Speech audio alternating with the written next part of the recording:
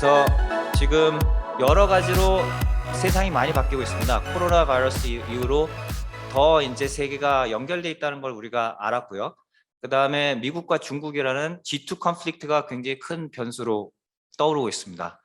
참고로 지금 제 동료 중에는 노스웨스턴 대학 교수로 있다가 중국의 그 웨스트레이크 대학으로 가신 분이 있는데 그분 얘기 들어보니까 2018년부터는 중국에서 미국으로 지금 유학 가는 학생이 거의 없다고 합니다. 그 정도로 지금 그 학생의 어떤 포트폴리오가 달라지고 있고 그로 인해서 저희 우리나라 유학생들의 그 숫자도 상당히 바뀌고 있고 그다음에 우리나라 또 대학원 교육이 좋아지면서 한국에서 오히려 교육을 받고 싶어 하는 사람들 많습니다. 그래서 이러한 전 세계 환경을 잘 보면서 우리나라가 진짜 그 세계 전 세계 허브가 될 수 있게 하는데 저희 신소재공학과가 중심 역할을 할 걸로 기대가 됩니다.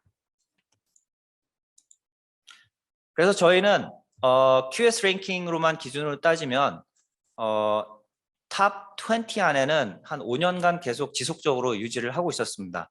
근데 저희는 이제 탑 10 안에 들어간 걸 목표로 하고 있고 궁극적으로는 삼성이 제1의 반도체 회사가 됐던 것처럼 저희 신소재학과도 넘사벽이 될 수 있게 그렇게 만드는 게 저희 꿈입니다. 그래서 그 꿈을 이루기 위한 여러 가지 프로그램들이 있다는 걸 좀 말씀드리고 싶고요. 요게 이제 근거 자료죠. 팩트 체크. 탑 20 안에 이제 2014년부터 시작해서 지금 7년간 지금 여기 박스권 내에서 있는데 여기서 이제 치고 올라갈 수 있는 원동력을 여기 앉아 계신 분들이 저희 학과에 들어오셔가지고 만들어 주시면 좋을 것 같습니다. 요 글자 많은 건 그냥 넘어갈게요. 눈팅만 해주시고요. 그리고 저희가 이제 추구하는 분야는 저희 전전 학과장님께서 사실 요 그 에크로님을 만들어 주셨는데 헤드입니다. 헤드. Healthcare, Energy and Environment, Artificial Intelligence and Defense입니다. 그래서 그 아까 말씀드렸던 인공지능, 우주, 그다음에 바이러스 시대, 그리고 기후 변화, 탄소 중립 시대에 굉장히 잘 맞는 그런 포트폴리오를 갖고 있습니다. 그래서 저희 교수님들이 이렇게 나눌 수 있는데 사실은 굉장히 그 신경망 네트워크처럼 얼키설키 서로 협력을 하고 있다는 것을 말씀드리고요. 그래서 저희는 이걸 K Materials Initiative라고 했고 지금 현재 계속 달려가고 있습니다. 저희가 이제 이 K Materials 유튜브를 굉장히 그 야심차게 만들었고 여기 앞에 계신 염지영 교수님께서 저희 홍보위원장도 맡고 계신데 저희 꿈은 이걸 1000만 뷰 이상 만드는 거죠, 맞죠? 예, 맞습니다. 예, 맞고요. 그리고 이제 저희가 갖고 있는 그 좋은 페이퍼들 리스트고요. 그 중에서도 여기 앉아 계신 앞에서 지금 열심히 저희 들어주신 신병화 교수님, 예, 신병화 교수님께서 네이처와 사이언스를 연속극처럼 딱 보내셨고 150년 난제 푸신 거죠. 이 포토홀 이펙트. 예. 이런 분이 여기 계십니다. 바로 앞에 계세요. 예. 나중에 보시고요.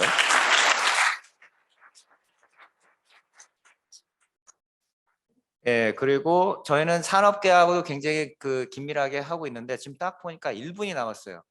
예, 1분 안에 제가 2배속으로 얘기할 테니까 잘 들으세요. 그 산업계하고도 긴밀하게 해서 지금 방금 전에 SDI, 삼성 SDI하고 협약식을 좀 했습니다. 삼성 SDI에서도 저희 학생들 좀 많이 뽑고 싶다. 그래서 그렇게 하고 있고 여러 이제 회사들과도 하고 있고 그렇습니다. 요거까지만 할게요. 저희가 이제 해피 버스데이 런치가 있고 기프트가 있고요. 어떻게 하든 교수님 또 직원분들 또 학생 간의 소통을 원활하게 하기 위해서 굉장히 많은 활동들을 하고 있다. 이렇게 말씀을 드리고 싶고 해외 나갈 기회가 굉장히 많다. 지금 참고로 저희 방 학생만 해도 지금 노스웨스턴 대학에 2명 갔었고 하버드 대학에 1명 갔었고 또 뭐 유럽에도 많이 갔었습니다. 그래서 저희들이 그런 기회를 많이 주고 있다. 이게 이제 그 전 세계 지도가 되겠습니다.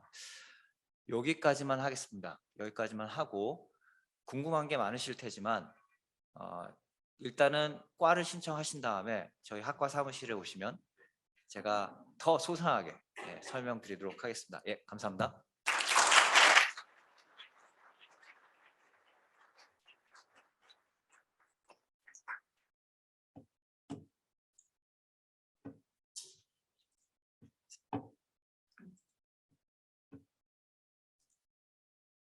네, 너무나도 즐겁고 유익한 설명해 주신 홍승범 학과장 교수님께 다시 한번 감사 인사드립니다.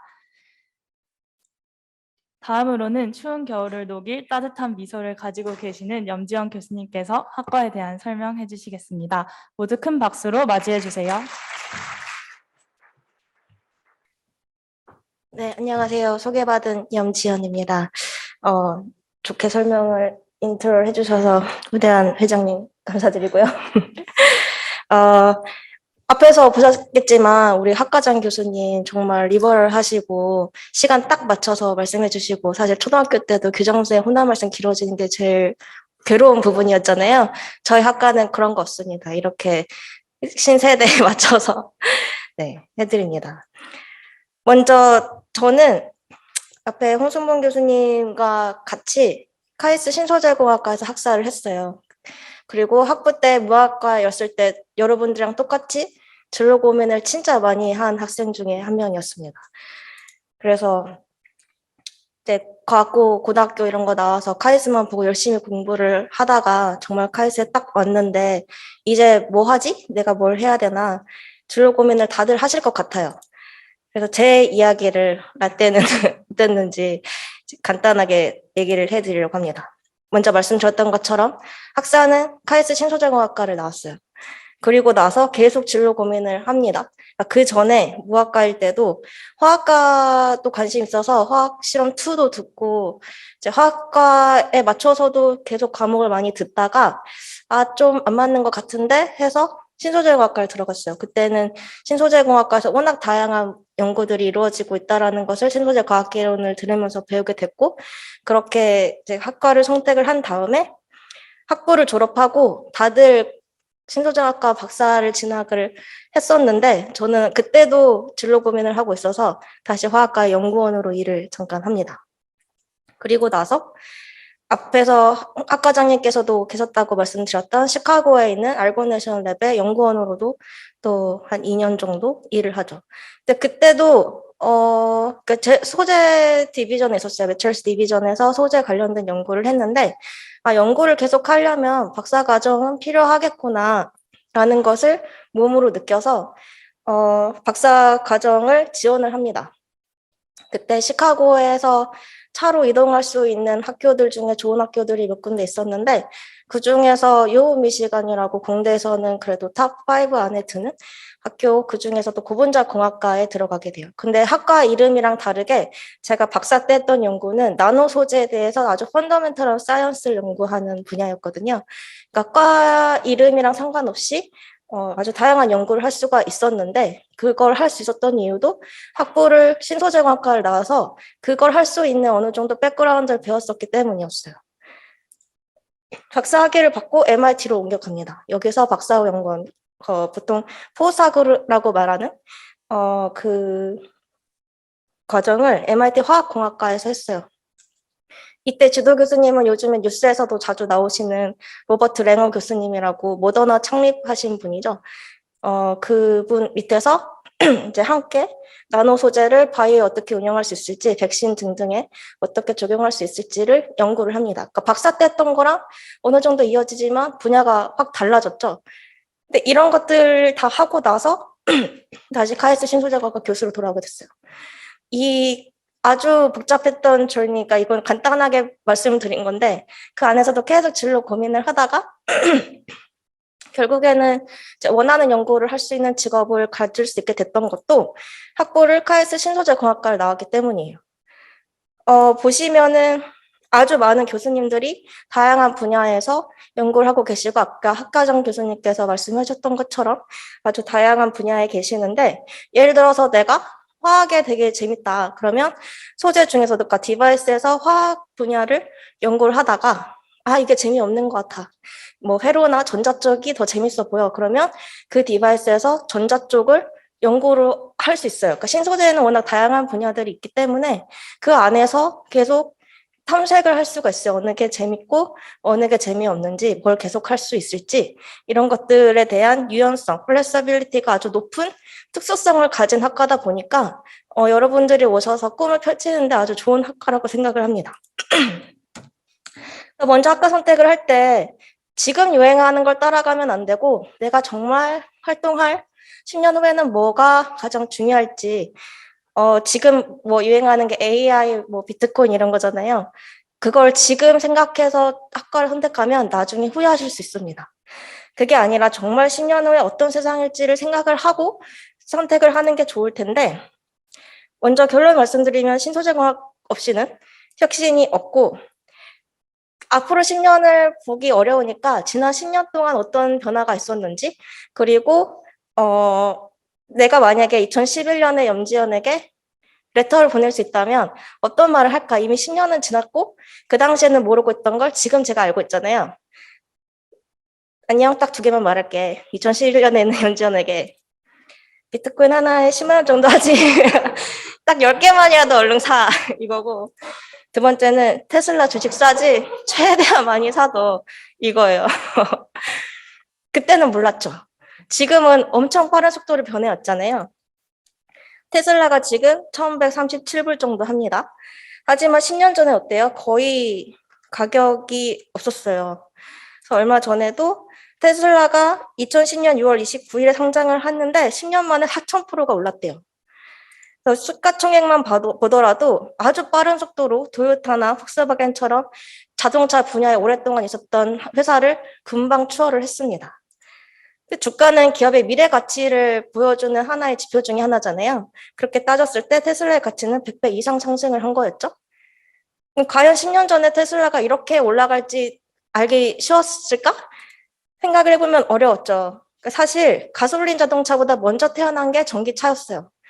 근데 1832년에 그때 로버트 앤더슨이 발명을 한 원유 전기 마차가 전기차의 표본이 되는데 그때는 전기를 충전할 수 있거나 아니면 배터리 등이 이제 거의 불가능했어서 가솔린차가 이제까지 상용화가 많이 되어 왔죠. 근데 지금 요즘 트렌드가 어때요? 아직도 기름으로 굴러가는 차 타니라는 말이 나올 정도로 점점 전기차로 많이 바뀌고 있고 2030년 정도, 그러니까 여러분들이 정말 사회 활동할 때에는 아마 대부분 전기 또는 수소차를 가지고 다닐 거예요. 그리고 또 하나의 다른 기업을 보면은 ASML 홀딩이라고 지금 857불 정도 주가인데 한 10년 전만 해도 거의 주가가 아주 낮았죠. 이 회사가 하는 게 뭐냐면 삼성전자나 TSMC가 아주 나노 패터닝 되어 있는 칩을 만들 때 꼭 필요한 노광 장비, 그러니까 EUV를 사용한 노광 장비를 세계에서 유일하게 만들 수 있는 네덜란드 기업이에요. 그러니까 이런 기술을 아주 옛날부터 개발해 왔기 때문에 지금 반도체 기업 중에서 가장 높은 비율을 차지하고 있는 이런 대기업들이 목을 매는 거죠. 슈퍼 을이 될 수밖에 없어요. 왜냐하면 그 장비가 있어야 나노 패터닝을 할 수가 있는 거죠. 그러니까 무조건 삼성전자 들어가서 일하는 것보다 앞으로 어떤 기술이 정말 중요하게 생각할지를 내다보고 그걸 미리부터 공부하는 게 인생의 전략을 잘 짜는 방법이라고 저는 생각을 합니다. 스마트폰도 한번 볼게요. 2010년에는 아이폰 3G가 나왔어요. 그때 스토리지는 한 19기가밖에 안 됩니다. 사진 몇 장, 동영상 몇 개 저장하면 끝이죠. 근데 최근에 나온 갤럭시 폴드 3 어때요?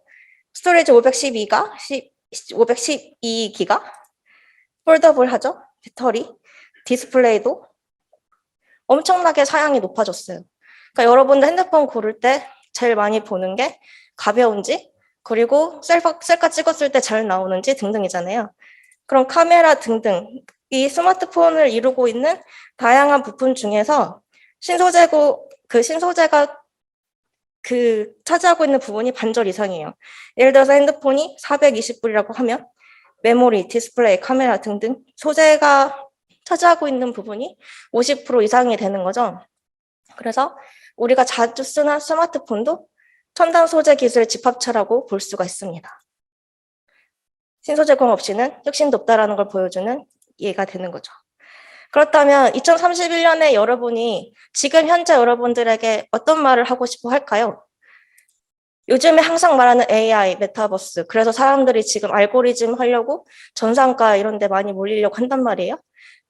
그 트랙을 타고 가서 2031년이 됐는데 현재 여러분한테 그 시대를 알고 있는 상황에서 뭐라고 말할까요? 멋이 중한디 왜 알고리즘 다 하는데 했어? 이렇게 말할 수도 있어요. 왜냐하면 지금 인공지능이 성장하면서 데이터 수요도 기하급수적으로 늘고 있죠. 전 세계적으로. 대기업들만 하는 게 아니라 여러분들도 뭐 트위터, 페이스북, 유튜브 등등에 개인적으로도 많은 데이터를 올리게 된단 말이에요. 그래서 대기업들이 지금 하고 있는 게 이렇게 빌딩 규모의 데이터 센터를 짓는 거예요. 네이버나 구글이나 그런 데이터를 처리할 수 있는 걸 정말 큰 빌딩 단위로 지어요. 문제는 뭐냐? 이 하나의 데이터 센터가 가동이 되려면 적어도 화력 발전소 6개가 필요할 만큼의 에너지를 소모하는 거예요. 이거에 대한 이슈들이 네이처나 포브스나 뉴욕타임스 등등에 아주 많이 소개가 되기도 했어요. 그리고 비트코인은 어때요? 비트코인을 채굴 하는데 전기 진짜 많이 쓰이죠? 만약에 그 비트코인을 하나의 나라라고 쳤을 때 이 비트코인이 소모하는 전기 양만 보면 전 세계적으로 그 에너지를 많이 쓰는 나라 30위 안에 들고 아르헨티나보다 더 많은 전기를 쓸 수밖에 없어요. 이걸 다 생각을 하면 우리가 생각하는 AI나 뭐 비트코인이 상용화 되려면 해결해야 될 문제가 많죠. 그러니까 이제까지는 항상 성능만을 생각을 했어요. 뭐 환경, 에너지 등등을 생각하지 않고 더 빠르게 더 많은 정보를 처리할 수 있게 이런 식으로만 개발되었다면 앞으로는 마치 우리 뇌처럼 아주 적은 에너지로도 잘 가동할 수 있는, 효율적으로 가동할 수 있는 새로운 형태의 하드웨어가 필요하게 된 거죠. 그러니까 우리가 지금 상상하고 있는 10년 후의 미래, 비트코인이 상용화되고 AI가 우리 일상화가 되고 메타버스 등등도 그게 되려면 뭐다? 신소재가 핵심인 제절인 거죠. 신소재로 정말 그런 하드웨어가 만들어져야 그런 것들이 현실화가 될 수 있을 거예요. 여러분들이 카이스트에 왔으니까 신소재과에 와야 되는 이유는 더 확실합니다. 앞에서 학 과장님이 말씀하셨던 것처럼 QS 랭킹뿐만 아니라 네이처가 발표한 순위에서도 우리 학교 신소재공학과가 국내에서 1위고 서울대, 포스텍들은 저기 밑에 있어요. 이렇게 카이스트에 온 만큼 이런 걸 누려야 되죠. 랭킹이 무엇이 중요한지 할 수 있는데 여러분들이 나중에 해외로 유학을 가거나 뭐 기업에 들어가거나 어디 가서 나 카이스트 출신이라고 말했을 때 그 혜택이라든지 프라이드는 랭킹으로 많이 가려지기도 합니다. 그러니까 카이스트 오신 만큼 신소재과 오셔서 그런 걸 누리셨으면 좋겠어요. 이렇게 랭킹이 높을 수밖에 없는 이유는 먼저 교수님들이 되게 화려합니다. 여기 계시는 박세현 교수님, 올해 여성과학기술인상을 받으셨고, 조은혜 교수님, 유진상 받으셨고, 신병현 교수님, 이달의 과학기술인상, 장관상도 받으셨었죠? 맞나요? 아, 네. 네. 김일태 교수님도 장관상을 받으셨었고, 국내외에서 엄청난 인정을 받고 계신 교수님들로 이루어져 있어요. 특히 우리 또 학과장 교수님. 콜세라라고 전 세계 사람들이 강의를 듣는 그 플랫폼에서 전자기학 강의로 전 세계 누적 수강 인원이 4만 명을 돌파했습니다. 그만큼 이제 전 세계적으로 인정을 받고 계신 거죠.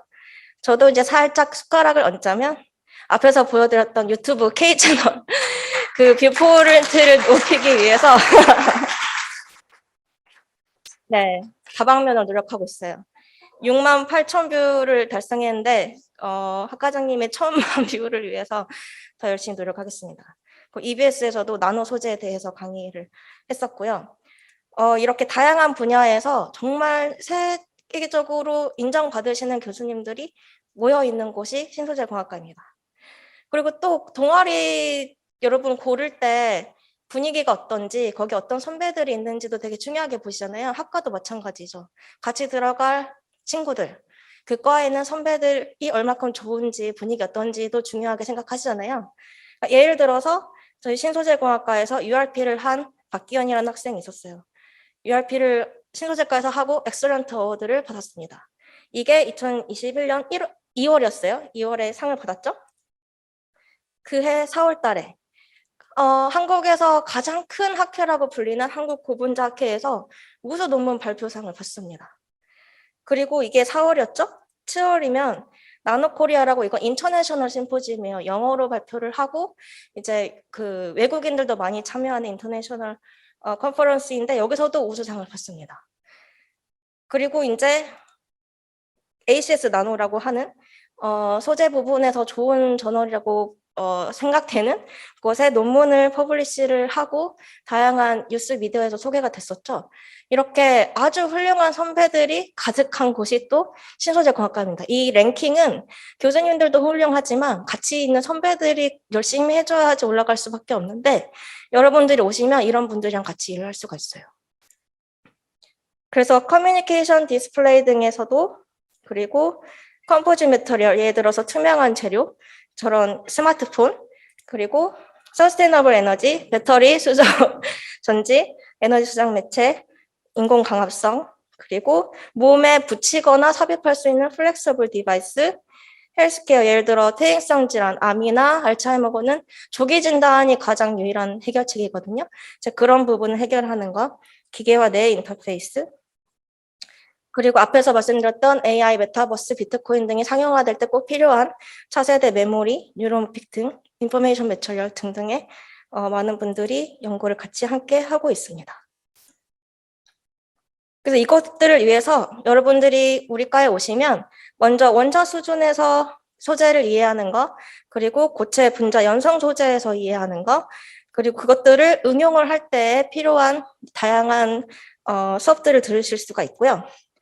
그것들을 통해서 내가 원하는 분야가 뭔지, 어느 부분이 더 재밌는지를 함께 찾아 나가실 수 있어요.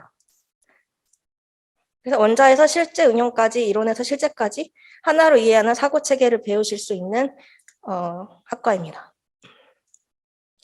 그래서 여러분들을 많이 만나서 면담도 하고 상담을 하다 보면은 여러분들이 계란인데 내가 앞으로 계란 프라이밖에 안 되면 어떡하지? 이렇게 걱정하시는 분들을 많이 만날 수가 있어요.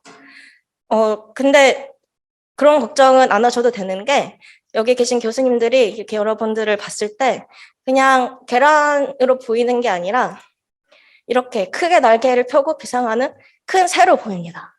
여러분들이 카이스인으로서 비상할 수 있는 그것을 신소재공학과에 계신 교수님들이 정말 100% 도와드릴 거예요. 그러니까 많이 같이 함께 했으면 좋겠습니다. 네, 감사합니다.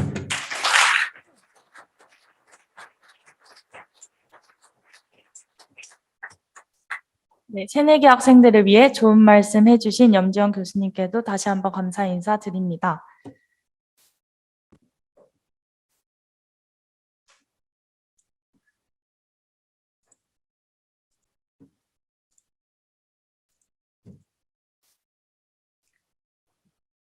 네, 지금까지는 교수님들께서 학과에 대한 큰 설명을 해주셨다면 이번에는 저희 학과 학생 대표가 학과 생활에 대한 이야기를 생생하게 들려주겠다고 합니다.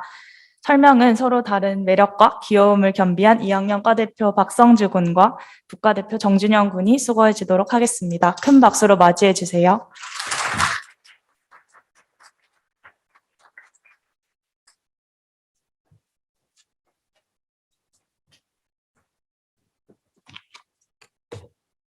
네, 안녕하세요. 신소재공학과 2학년 과대표 박성주입니다. 앞에서 교수님들이 좋은 말씀을 많이 해주셔가지고 신소재공학과가 어떤 곳인지에 대해서 조금 더 잘 알게 된 것 같아요. 감사드립니다. 그럼 이제 저랑 부과대표 준영이가 학생의 입장에서 보는 신소재공학과에 대해서 설명을 드리고자 합니다. 오늘 저희가 진행할 학과 설명회는 다음과 같이 신소재공학과 소개, 커리큘럼, 소재과 선배들의 말말말, 그리고 학과 생활 순서로 구성되어 있습니다. 지금 여기 새내기 여러분들이 많이 와주셔서 조금 떨리는데 잘 들어주시면 좋을 것 같아요. 먼저 신소재공학과에 대한 소개로 시작하고자 합니다. 신소재공학과라고 하면 무엇을 공부하는 학과일까요? 신소재공학과니까 당연히 신소재공학을 공부를 하는 학과겠죠. 그런데 신소재공학에서 무엇을 배울까에 대한 궁금증이 드실 수도 있을 것 같습니다. 그리고 이제 또 학과를 영문명으로 해석을 하면 MSE라고 보통 말을 하는데 왜 하필 MSE인가에 대해서도 궁금하실 수도 있을 것 같아요. 그래서 준비해 보았습니다. 먼저 신소재공학이 무엇인가에 대해서 짧게 이야기를 하려고 합니다. 신소재공학이라고 하면 재료를 이용해서 공학적 가치가 있는 새로운 소재를 만드는 학문이라고 저는 생각합니다. 그런데 이렇게 말하면 딱딱하니까 예시를 하나 들어볼게요. 철을 예시로 들어보고자 합니다. 철이 원석에서는 그냥 돌멩이잖아요. 그래서 아무런 가치를 지니고 있지 않은데 이거를 신소재공학을 통해서 가공을 하면 여기 사진에 나와 있는 강철 와이어처럼 철 소재를 만들 수가 있게 됩니다. 그러면 이거는 공학적 가치를 가질 수 있고 다양한 분야에서 활용을 할 수가 있게 되는 거죠. 이렇게 무언가를 만들어내는 건데요. 그 새로운 소재를 만들어내는 게 신소재 공학이라고 볼 수 있습니다. 그러면 저희 학과에서 어떤 걸 하느냐? 저희 학과의 연구명인 MSE를 통해서 조금 더 알아가 보고자 합니다. MSE는 Material Science and Engineering의 약자인데요. 여기 보시면 Science and Engineering이죠. 저희 학과에서는 과학과 공학을 동시에 진행하고 있습니다. 그런데 왜 두 개를 동시에 공부를 하느냐? 이를 위해서는 재료과학과 재료공학을 조금 더 알아볼 필요가 있을 것 같아요. 재료과학은 재료의 구조와 성질을 분석해서 이에 관련된 물리적, 화학적 원리에 대해서 연구하는 거고요. 재료공학은 이 과학의 기초를 두고 원하는 성질을 가진 재료를 얻기 위해서 구조를 제어하고 특정 성질을 가진 재료를 원하는 형태로 생산하는 학문입니다. 즉, 재료 연구에 필요한 기술과 공정을 연구한 학문이라고 볼 수 있어요. 흔히 우리가 과학과 공학을 서로 다른 거라고 생각할 때가 많습니다. 과학은 원리와 기초적인 이론을 만드는 거고 공학은 기술이나 공정을 만드는 게 아닌가요? 라고 생각하실 수도 있는데요. 그게 아니라 두 개는 서로 상충하는 관계입니다. 과학은 과학기술의 발전의 기반이 될 수 있는 요소로서 이론과 여러 원리들을 제시해 줄 수 있고, 공학은 이 이론과 원리를 바탕으로 다양한 기술과 공정을 만들어 사회적, 경제적 가치를 높여줄 수 있습니다. 이렇게 만들어진 기술과 원리를 기술과 공정 같은 거를 다시 원리를 규명하는 데 사용할 수도 있고요. 신소재 공학과에 오시게 된다면 이 과학과 공학을 둘 다 배워서 두 배로 좋은 여러분의 꿈을 이뤄낼 수 있을 것 같습니다. 즉, 신소재 공학과에서는 응용과 기술 발전을 동시에 하고 이와 동시에 원리와 어떤 기초적인 이론까지 같이 배울 수 있다고 생각할 수 있을 것 같습니다. 그런데 이렇게 보면 신소재 공학이 왜 중요한지가 너무 딱딱하니까 예시를 하나 더 들어보겠습니다. 이제 여러분들이 많이 쓰시는 스마트폰, 노트북, 그리고 태블릿, 이 세 개를 만드는 데 들어간 핵심적인 요소가 뭘까요? 여러분들도 많이 들어보셨을 반도체입니다. 신소재 공학과에서는 실제로 반도체를 만들 수 있는 여러 소자라든가 아니면 반도체를 만드는 공정에 있어서 어떻게 하면 더 효율성을 추구할 수 있을지에 대해서 연구를 하고 있는데요.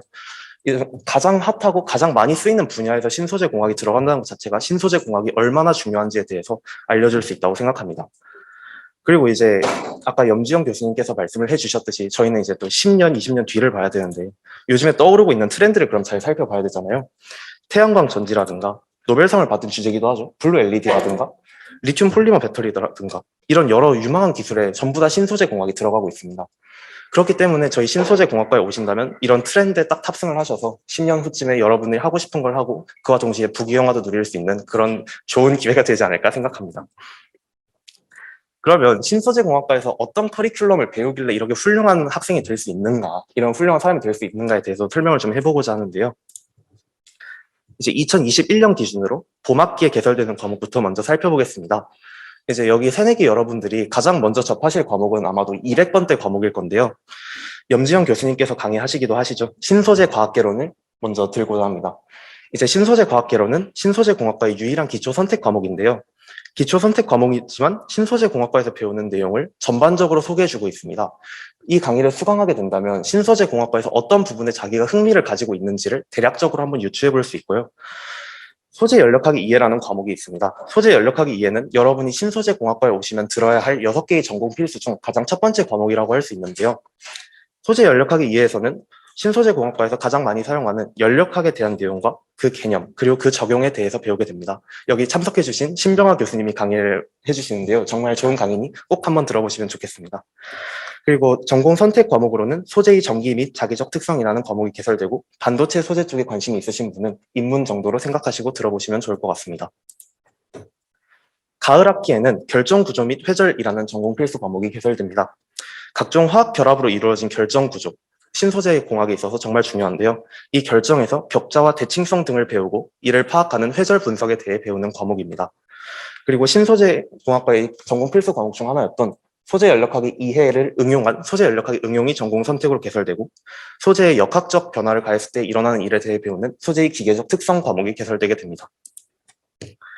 이제 1년이 더 지나 3학년이 되시게 되면 300번대 과목을 들으시게 될 텐데요. 300번대 과목에서는 전공 필수와 전공 선택이 개설되게 됩니다. 전공 필수 과목은 상변화와 미세조직 그리고 신소재 실험 1이 개설되는데 상변화와 미세조직은 결정 고체와 방막에서 발달하는 미세조직 변화에 대해서 배우는 과목이고 신소재 실험 1은 인듐 틴 옥사이드, 페로브스카이트와 같은 소재에 대해서 배우는 실험 과목입니다. 그리고 여러분이 이제 신소재 공학과에 들어와서 배우게 될 다양한 과목들이 있겠지만 그 중에 관심 있는 분야를 골라 들을 수 있다는 것이 신소재 공학과의 장점인데요. 나노 소재 기술과 금속 소재는 각각 나노 소재와 금속 소재에 대해 배우게 됩니다. 가을 학기에는 소재 양자화학과 신소재 실험 2가 전공 필수 과목으로 개설되게 됩니다. 소재를 양자론적 관점에서 이해하는 과목인 소재 양자화학과, 신소재 실험 1에 이어 세라믹, 리튬 배터리, 그래핀 합성 등과 같은 새로운 실험을 배우는 과목인 신소재 실험 2가 개설됩니다. 그리고 전공 선택 과목으로는 고분자에 대해 배우는 고분자 소재, 소재 전기화학, 고체 물리 개론 등이 개설되게 됩니다. 그리고 마지막으로 4학년 때는 이제 전공 선택 과목들을 들으시게 될 텐데요. 이와 같이 다양한 분야의 과목들이 개설되게 됩니다. 커리큘럼을 보시면 조금 더 자세히 이해할 수 있는데요. 신소재 공학과의 가장 큰 장점은 이 자유로운 커리큘럼이라고 제 개인적인 생각은 말하고 있습니다. 이 커리큘럼을 통해서 여러분이 원하는 과목을 들으실 수 있다는 것이 얼마나 큰 장점이냐면, 사실 저는 이 학과를 들어오기 전에 하고 싶은 게 뭔지 잘 몰랐는데 신소재 공학과에서 과목들을 듣다 보니까 하고 싶은 걸 찾아가는 그 길을 볼 수가 있었습니다. 과목들을 들으면서 여러분이 지금 여기 계신 분들이 해봤자 20살, 21살이실 텐데 이렇게 과목들을, 제가 20살이지만 이런 말을 하는 게 좀 웃기긴 한데 신소재 공학과에 와서 과목들을 들으면서 자신이 원하는 게 뭐고 어떤 게 공부했어, 어떤 게 재밌고 하는 걸 반복해 가면서 여러분이 하고 싶은 게 무엇인지 찾아갈 수 있다는 것은 신소재 공학과의 이 자유로운 커리큘럼만 가능한 게 아닌가라고 생각합니다. 그리고 이 학부 졸업 이후에도 유망한 것들이죠. 반도체, 나노, 디스플레이, 에너지, 바이오, 배터리, 이런 다양한 연구 필드로도 나갈 수 있고, 이런 연구 필드에 나가서 본인이 원하는 연구를 할 수 있다는 것은 다른 어느 학과도 아닌 신소재 공학과에서만 할 수 있는 것이 아닌가 하고 생각합니다. 이 대다수 분야가 전부 다 전망이 밝잖아요. 그러니까 신소재 공학과에 오시면 절대 후회 안 할 거라고 생각합니다. 지금까지 저는 신소재 공학과의 비전과 커리큘럼에 대해서 설명을 해드렸고요. 여러분들이 조금 더 궁금해하실 학과 설명에 대해서 국과대표 준영이가 지금부터 설명해 주도록 하겠습니다. 들어주셔서 감사합니다.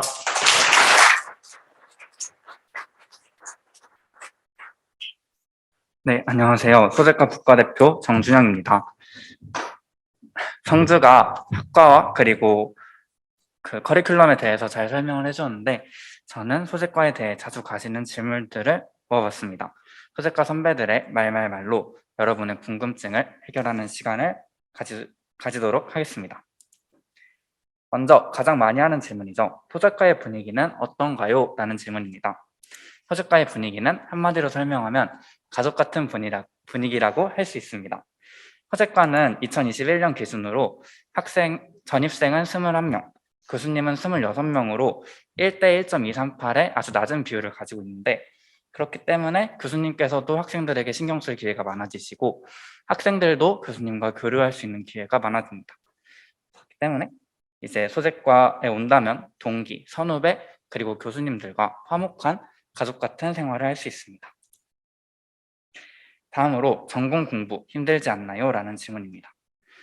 이제 새내기 분들은 기필과 기선을 끝내고 전공 과목들을 들으실 텐데, 전공 과목 얘기를 들어보면은 막 과제도 엄청 많고 되게 어렵다는 얘기가 많아서 걱정이 많으실 거라고 생각합니다. 하지만 소재과는 전공 공부에 대한 부담을 조금 덜 수 있습니다. 한 과목당 수강 인원이 적당하기 때문에 좀 더 편하게 수업을 들으실 수 있고, 그리고 과목 간 연결성이 높기 때문에 수업에 재미를 붙이고 들으실 수 있습니다. 무엇보다 훌륭하신 소재과 교수님들이 다양한 활동을 통해 수업에 재미를 붙일 수 있도록 도와주시고 또 이해하기 쉽게 강의해 주시기 때문에 전공 공부에 잘 적응하실 수 있을 거라고 생각합니다. 네, 다음으로 신소재공학과와 생명화학공학과가 비슷한 게 아닌지, 어떤 부분이 다른지 궁금하신 부분들이 많으실 텐데요. 일단 소재과와 생명화학공학과는 화학과학과 나노과학을 주로 다룬다는 부분에서 비슷한 점이 많습니다. 하지만 생명화학공학과와 신소재공학과는 그 목적에서 차이가 있는데요. 생명화학공학과는 물질의 대량 생산을 위한 공정을 개발해 대량 생산을 목적으로 하고 있고, 신소재공학과는 물질의 성질, 특성을 공부하여 차세대 소재를 개발하는 것을 목적으로 하고 있습니다. 목적이 다르기 때문에 생명화학공학과는 화학과학과 나노과학뿐만 아니라 유기화학, 생물, 수학을 주로 다루고, 신소재공학과는 무기화학과 물리를 주로 다룬다는 특징이 있죠. 앞으로 어떤 연구를 하든 그 연구에는 항상 새로운 소재가 필요합니다. 특히 반도체나 철강업, 에너지 소재나 나노 부분은 신소재 공학과 밀접한 관련을 맺고 있는데요. 그렇기 때문에 신소재 공학과는 어떤 분야와도 잘 어울립니다.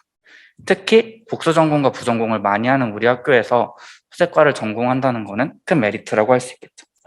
그래서 앞으로 다른 과와 어떤 시너지 효과를 낼 수 있는지 차근차근 설명해 드리도록 하겠습니다. 먼저 소재과 하면 가장 먼저 떠오르는 전기 및 전자공학부입니다. 소재과의 전기 소재 분야는 특히 전기 및 전자공학부와 밀접한 관련을 맺고 있는데요. 전자과는 반도체와 같은 이제 전기 소재에 대해서 거시적인 측면에 접근해 여러 가지 소재의 특성을 파악하고 이를 활용하는 방법을 찾으려 하는 경향이 있습니다. 반면 소재과는 소재에 대해 작은 미시적인 측면에서부터 접근해서 원작, 결합, 결정 단계 수준부터 소재가 가지는 특성의 이유를 찾으려고 하는 경향이 있습니다. 그렇기 때문에 소재과에서 학문적, 개념적 지식을 배우고 전자과를 같이 전공한다면 공학적, 기술적 지식 또한 배울 수 있겠죠. 그래서 전기 소재 중에 대표적인 반도체를 예시로 들어 설명해 드리도록 하겠습니다. 소재과 과목 중 소재의 기계적 특성, 결정 구조 및 회절, 그리고 고체 물리 개론은 반도체의 원리와 개념을 이해할 수 있는 과목들입니다. 그리고 반도체 소자 개론과 반도체 공정을 통해 반도체의 특성을 배울 수 있습니다. 여기서 전자과의 물리 전자개론이나 반도체 소자 등의 과목을 추가로 수강하신다면 이제 공학적, 기술적으로도 접근해서 좀 더 거시적인 관점에 학습이 가능하겠죠. 그래서 이 외에도 파동 회로 분야에서 소재과와 연결되는 과목이 많기 때문에 전자과 과목이 소재과와 시너지를 낸다고 할 수 있겠습니다. 네, 소재과 하면 가장 먼저 떠오르는 학과가 전자공학부였다면 최근 소재 연구와 시너지를 내는 학과는 전산학부라고 할 수 있습니다. 최근 소재과에서는 소재의 특성을 포함하는 빅데이터를 기반으로 AI를 활용하여 신소재를 설계하는 연구 방식이 이루어지고 있습니다. 이 방법으로 신소재 개발 시간과 비용을 줄여 적합한 소재를 쉽고 빠르게 찾아낼 수 있겠죠. 그래서 전산학부를 함께 전공한다면 소재에 대한 다양한 지식을 바탕으로 AI와 빅데이터를 이용해 새로운 소재 연구 방식의 선두주자가 될 수 있습니다. 또 추가로 아까 교수님들이 말씀하셨던 것처럼 AI를 만드는데 초전도체나 반도체 등이 필요하기 때문에 이런 부분과도 소재과가 시너지를 낸다고 할 수 있을 것 같습니다. 네, 다음으로 소재과는 자연과학대학과도 시너지가 좋은 편입니다. 앞에서도 설명드렸듯이 신소재공학과는 소재 특성의 원리를 파악하고 그 특성을 응용하고 활용하는 과목이기 때문에 자연과학대학에서 과학적 이론을 탄탄하게 한다면 신소재 과목들을 배우는데 많은 도움이 되겠죠. 그래서 물리학과에서는 양자역학, 고체물리, 연력학의 과목이, 화학과에서는 무기화학과, 고체화학의 과목이 신소재 공학과와 시너지를 낸다고 할 수 있을 것 같습니다. 마지막으로 기계공학과, 생명화학공학과, 산업공학과와의 시너지입니다. 먼저 기계공학과는 차세대 자동차에서 이제 첨단 소재의 개발이 중요해졌기 때문에 이런 부분과 그리고 철강업에서 시너지를 낸다고 할 수 있겠죠. 그리고 생명화학공학과는 앞에서 말씀드렸듯이 비슷한 부분이 많은데 고분자, 화학천지, 그리고 에너지 소재 분야에서 폭넓게 신소재 학과와 시너지 효과를 낼 수 있을 것 같습니다. 마지막으로 산업공학과와의 시너지 효과를 통해 소재의 효율적인 생산 서비스, 지적 재산 전략 등도 고려해 볼 수 있을 것 같아요. 그래서 정리하자면 왜 소재과일까? 먼저 가족 같은 분위기와 교수님과 교류할 수 있는 기회가 아주 많다는 장점이 있습니다. 또 어느 학과와도 잘 어울리는 시너지 효과를 가지고 있기 때문에 다른 과의 과목들을 들어볼 때 좀 더 부담 없이 들을 수 있겠죠. 그리고 산업의 시작점이자 기초인 신소재 공학은 응용할 수 있는 분야가 많기 때문에 이제 그것도 장점이 될 수 있을 것 같습니다.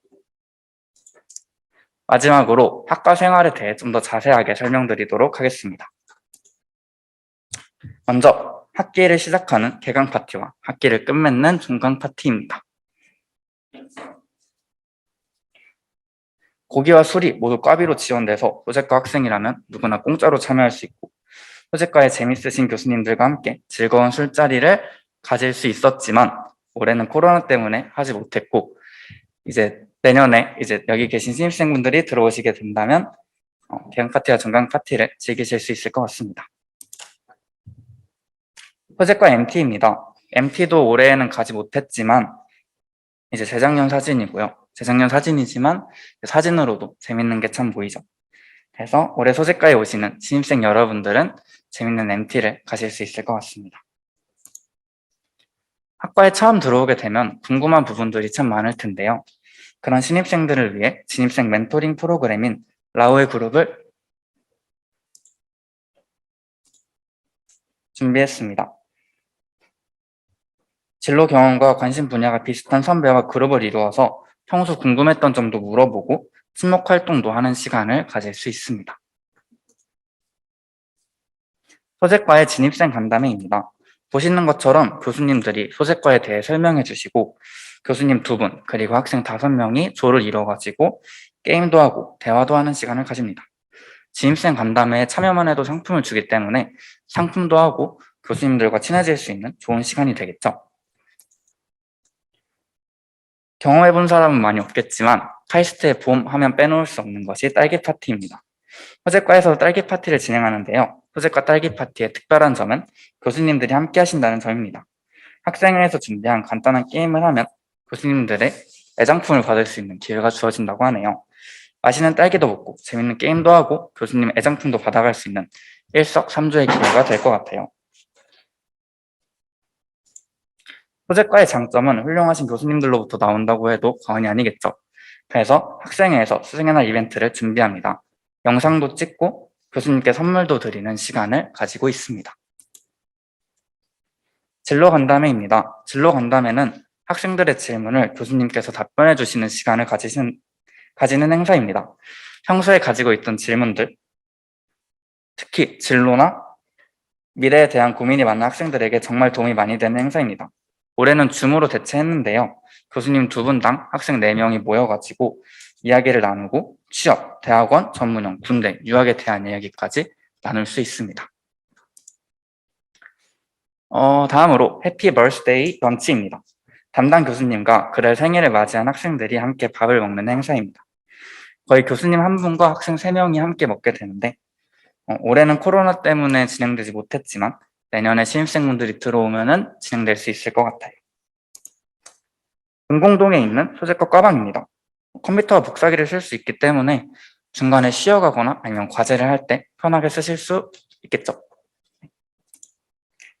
그 외에도 신소재공학과 페이스북 카이저 소재에서 소재과에서 진행하는 다양한 행사와 이벤트가 올라오니까 좋아요 꾹 눌러주시고 알림 놓치지 말아주세요. 그리고 소재과 유튜브 채널인 K매테리얼과 소개해 주셨던 K매테리얼에도 연구실 소개와 행사 및 세미나 영상, 실험 기계 설명 등이 올라오기 때문에 구독과 알림 설정 해주시면 소재과에 관심이 많으신 분들은 좋은 정보 많이 얻어가실 수 있을 것 같습니다. 이상으로 발표를 마치겠습니다. 퀴즈 시간도 있으니 많이 참여해주세요.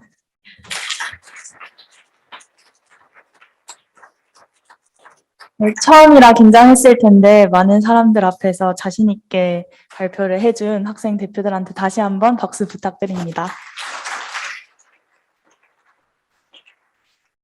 네, 그러면 퀴즈 타임 한번 진행해 보겠습니다. 총 4문제가 준비되어 있고요.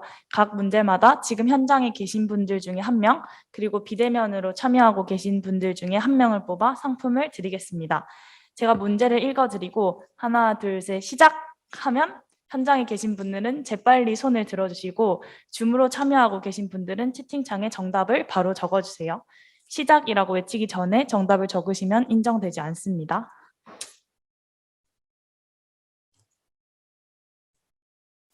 문제 1번. 봄학기, 가을학기에 모두 열리고 신소재공학과의 유일한 기초선택 과목인 이 과목의 이름은 무엇일까요? 하나, 둘, 셋, 시작! 너무 어려운데? 한 번 더 하겠습니다. 하나, 둘, 셋, 시작! 저기, 네, 코트 입으신 분. 네, 신소재 과학 개론 정답입니다.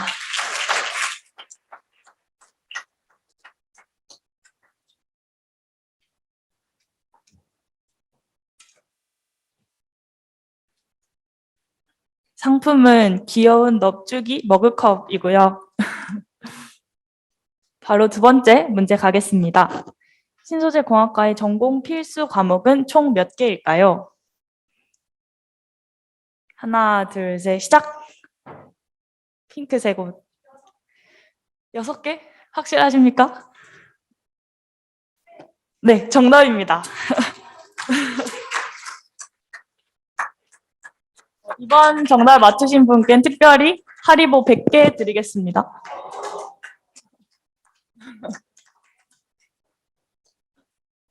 네, 다음 문제 가겠습니다. 신소재 공학과 페이스북 페이지의 이름은 무엇일까요? 하나, 둘, 셋, 시작!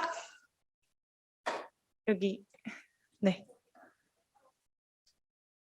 네, 카이저 소재 정답입니다.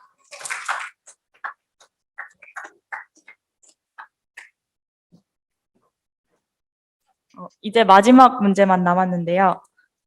신소재 공학과에서 친목 도모와 정보 공유를 목적으로 진행하는 이 프로그램의 이름은 무엇일까요? 힌트는 무슨 그룹입니다. 하나, 둘, 셋, 시작! 여기 검은색 마스크 쓰신 분. 라우엘 그룹 정답입니다.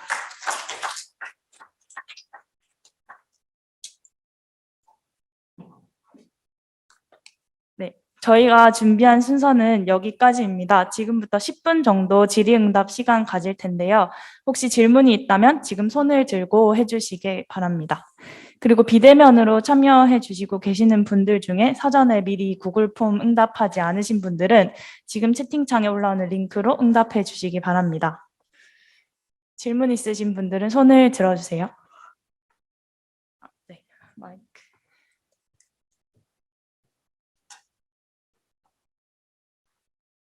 혹시 답변 교수님께서 같이 해주실 수 있나요? 네.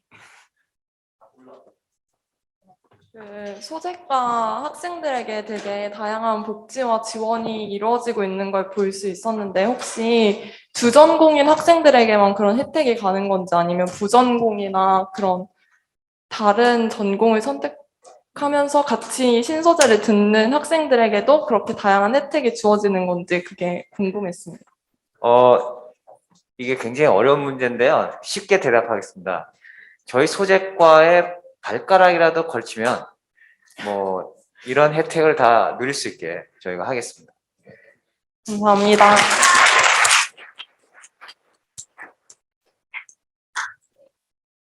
또 질문 있으신 분 계신가요?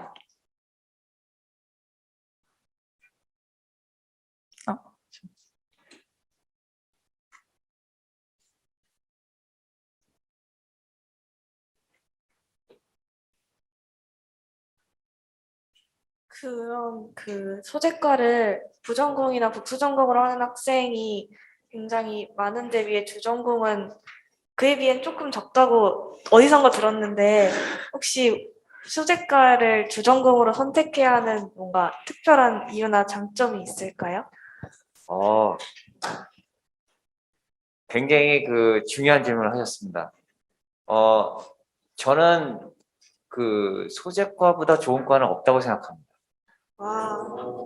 그 제가 이제 살아보니까 저희 아버님이 했던 얘기를 말씀드릴게요. 저희 아버님은 지금 돌아가셨지만 3기 외무고시 하셨던 분이에요. 굉장히 가난한 집안에서 외교관이 되는 건 그때 그 공부하는 것밖에 없었어요. 그래서 외교관이 되셨다가 스웨덴에서 이제 뜻하시는 바가 있어서 관두셨어요. 그 스웨덴에서. 그래서 제가 이제 스웨덴에서 이제 살게 됐었는데 그때 이제 아버님이 하시던 말씀이 있어요. 내가 공부를 이렇게 열심히 했는데 진짜 한국에서 진짜 열 손가락 안에 들 정도로 공부 열심히 했는데 외국에 와봤더니 이게 별 쓸모가 없더라. 그 로컬하더라. 법이라는 것이 다시 공부해야 되더라. 근데 이공계는 보니까 공부를 하면 전 세계 가서 써먹을 수 있겠더라. 그런 얘기를 했어요. 그래서 이공계가 인문계보다 더 좋은 것 중에 하나가 우리가 여기서 학위를 따면 로컬하게만 쓰는 게 아니라 어느 나라 가서도 이제 인정받을 수 있다가 이제 이공계의 좋은 점이고요. 그 이공계 중에서 소재, 소재도 어디에든 갈 수 있어요. 데이터 사이언티스트다 그러면 데이터 사이언스 하는 데만 가야 되는데 소재는 정말 어디든 갈 수 있습니다. 그래서 그런 글로벌 그 versatility, 그러니까 뭐냐면 어디든 내가 갈 수 있다라는 게 굉장히 큰 장점이다. 근데 그거를 여러분들이 알기는 좀 어려울 수 있어요. 저처럼 한 반백년 살아봐야 아, 이게 좋았구나. 네, 근데 그걸 어떻게 알려드리지? 일단은 믿고 오세요. 믿고 일단은 한 10년만 저희한테 여러분 인생 중에 10년의 칩을 저희한테 투자해 주십시오. 이 비트코인이라고 생각하고 감사합니다. 주전공으로. 예. 반찬으로 하지 마시고 메인 밥으로.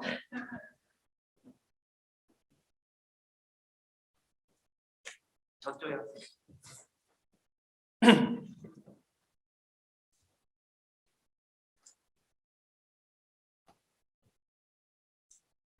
어, 7년 전에 소재과가 42권 정도의 학과에서 지금 22권 이내로 들어왔잖아요. 네, 네, 그렇습니다. 그 원동력은 무엇이었다고 생각하시는지, 그리고 우리 학과가 앞으로 10위권 이내로 들어갈 원동력은 또 무엇이라고 생각하시는지 궁금합니다. 굉장히 어렵고 또 제가 잘 대답해야 되는 질문을 하셨어요. 일단 저는 어떤 걸 믿냐면요. 그 리더의 중요성을 저는 믿고 있습니다. 물론 어떤 사람은 제가 하는 말에 좀 반발할 수도 있지만 리더가 굉장히 중요합니다. 예를 들어 삼성전자가 1980년대에 반도체 시장에 들어갔을 때는 이건희 회장님의 그 리더십이 확실히 있었어요. 저희 학과에서 최장 학과장님을 하신 분이 계십니다. 지금 여기는 안 앉아 계시고 여기 사진에 항상 나타나시는 분이 있는데 그 이영모 교수님께서 9년을 하셨어요. 그리고 그 9년 계시는 동안에 42에서 16등으로 올라가는 일이 발생을 했습니다. 그래서 그분의 리더십은 뭐였냐면 제 생각에는 크게 이제 두 가지인데 좋은 교수님을 채용하는 것 그리고 구성원 간의 소통을 증대하는 것, 두 가지가 사실 크게 작용하지 않았는가 저는 그렇게 생각하고 저랑 이제 의견이 좀 다른 사람도 있을 것 같긴 하지만 저는 그걸 일단 생각을 하고 제 가정이 맞다면 이제 중요한 건 제가 이제 올해 6월 달에 학과장이 됐단 말이죠. 그리고 임기가 5년입니다, 여러분. 여러분이 만약 신소재과를 택하면 저를 볼 수밖에 없어요. 저를 보시고 이 학과가 앞으로 탑 10이 될지 안 될지를 한번 봐주시고요. 저는 지르겠습니다. 저의 은퇴까지 16년의 칩을 이 학과가 탑 1이 되는데 탑 10이 아니에요. 탑 1. 탑 1이 되는데 저의 시간과 정열과 모든 자원을 내가 한번 쏟아보겠다. 예, 그게 제 생각입니다. 그럼요. 녹화 좋습니다. 저 녹화 좋아합니다. 그런 대사 알죠? 저 녹화 좋아합니다. 예. 그럼요. 영상화. 저는 영상화 랩이거든요. 그래서 저희는 예를 들어서 인공지능의 뭐 홍승은 교수님, 황지영 교수님, 유창동 교수님, 또 여러 윤세영 교수님, AI 대학원 다 같이 하고 있어요. 그래서 사실 언어 설계하듯이 공정 설계하는 지금 비전을 갖고 있어요. 언어 설계라는 게 word 벡터를 갖고 최적의 의미를 전달하기 위해서 단어를 조합하잖아요. 저희는 최적의 구조를 만들기 위해서 공정을 언어처럼 설계하는 지금 빅 프로젝트를 하고 있습니다. 그래서 저희한테 오십시오.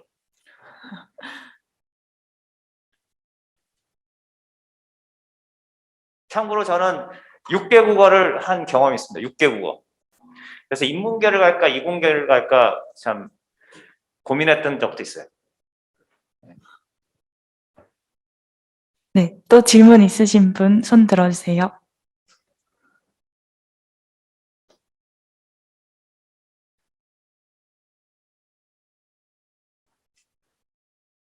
네, 더 이상 질문 없으시면 여기서 마무리하도록 하겠습니다.